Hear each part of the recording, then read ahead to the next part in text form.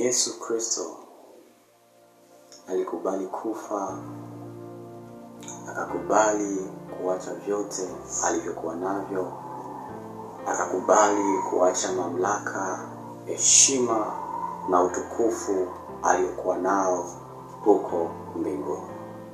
Kashuka duniani ili kunitafuta mimi pamoja na wewe, ambao tulikuwa hatufahamiki katika ufalme wa mbinguni, ambao tulikuwa tumetekwa na kufanywa kuwa watumwa wa Shetani.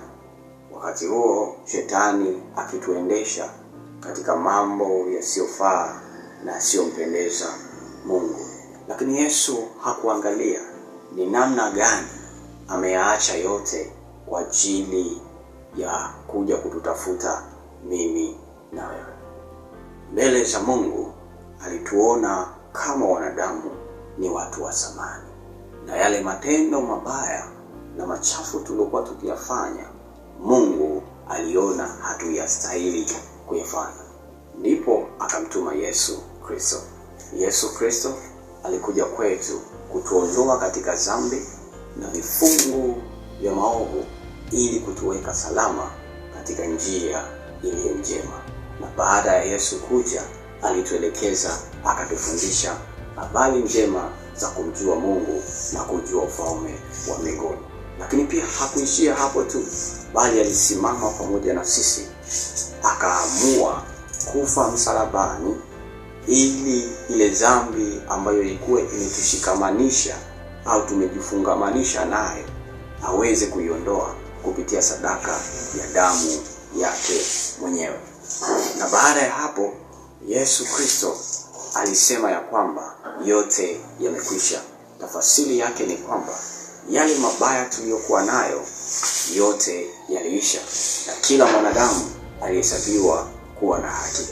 Lakini baada ya muda kwenda, wanadamu tumejikuta tunaisahau kazi ya msalaba, tunasahau mateso Yesu aliyopitia, tunasahau namna Yesu alivyoshuka kutusaidia sisi kwenye maisha yetu, tunasahau namna Mungu alivyotuona ni wa thamani mbele za uso wake.